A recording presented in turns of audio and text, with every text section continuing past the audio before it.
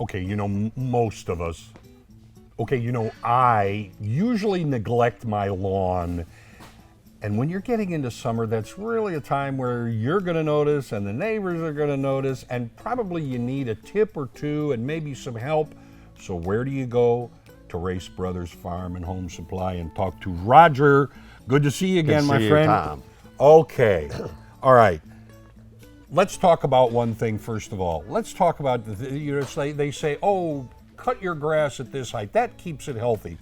What's this height? What's the right height for cutting grass? Yeah, at this time of year, you might start off about 3.5 inches because it's going to be growing so fast, and you need a few days in between it. Okay. Once you've got over that initial where it's so wet and growing so fast, I'd go to 4 inches. As you get into the heat of summer and drought and heat and all, it protects itself a lot better when it's a little longer. I know usually earlier in the season, that first cut, usually I'm cutting through a kind of a forest of grass. I mean, it's pretty tall and it's heavy is what it seems like. Yeah, it's wet and heavy. The weeds usually had a head start. Oh yeah. Yeah, Oh yeah. And that's when they get Weeds grow under snow. I'm sure they do. convinced. Yeah, and that's why you want to start off with a pre-emergence.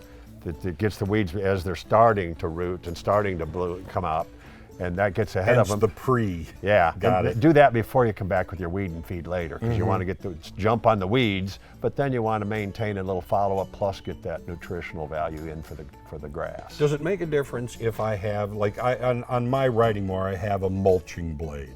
Does that make a difference? Mulching blades are a good thing. They chop it up finer, and that allows you to let it lay and turn into its own mulch. Even though in the early spring, it might, if you don't mow as real often, you might want to bag once in a while, because if it gets too heavy on there, it also smothers out the grass. Okay, see, So it's a little bit of a battle there. Okay, a little piece of information that I thought I'd learned and I was right, and you may be saying, yeah, you might think twice about that.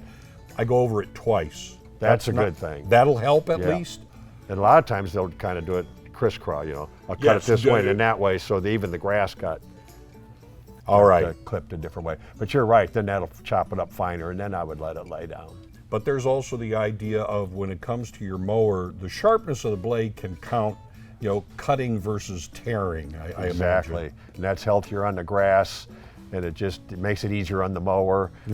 It is weird as it sounds, a dull blade will even slow the blade speed down a little bit because there's more resistance. Right. Now, people can bring blades right here, can they Bring them not? here to be sharpened. We recommend having a second set. So I was you gonna can ask just about bolt- that. While you're under there unbolting it, bolt your other one back on. And then you've got a few days to bring in your other one or pick it back up and be ready. But that way, it's just the wise time to. All right, talk to me a little bit about seeding, and well, let's talk about fertilizing, because I hear so many things you have to do in the fall. Fertilizer, different things like that, still applicable in summertime? Yeah, in the winter, of course, you start off with the winterizer. Right. That kind of drives the roots deeper to keep them healthy. And then in spring, you want to get a jump out with your pre-emerge weed control, and then come back with a weed and feed later. And then later on, you might find you need a triple 13 or to lime your lawn, and that's something that we'd have to know more information at the time. Sure. It's not just a blanket thing of, I'm going to throw it down. But see, that's what your people are here for, Right, too. right. You have a problem, you can come in and talk to the folks here at Race Brothers, and they can kind of set you on a path that is going to make your lawn more healthy. Sure. In fact, when it's wet in the spring, a lot of times even a fungus will start up in your grass. And there's a control for that, mildew and fungus control. Take pictures. Yeah, bring them in. That That's helps. right. What about pets, lawn ornaments, lawn furniture, things like that? Of course, on pets, the one side you want to do is keep your yard clean, because their stool can burn in and the grass. It doesn't depend on sits the in size one- of the animal. It just sits there. So if you're wondering what those patches are all over your yard, Yeah. it could be that simple. Absolutely could be that. Then you're going to be back reseeding with a product like this and keep doing all that stuff. And it's always good to keep all of your chairs or games or child toys picked up. One for safety, but for another, you're killing the grass. Yeah. Plus, when you go to mow, you got to move it anyway. That's true. So have your lawn cleared, ready to go, and pressure. safer. Yeah, exactly. So, you see, what I'm getting here is you've given me a few very helpful tips, of course, but there are so many questions that people have, and if you do, you just come right here to Race Brothers.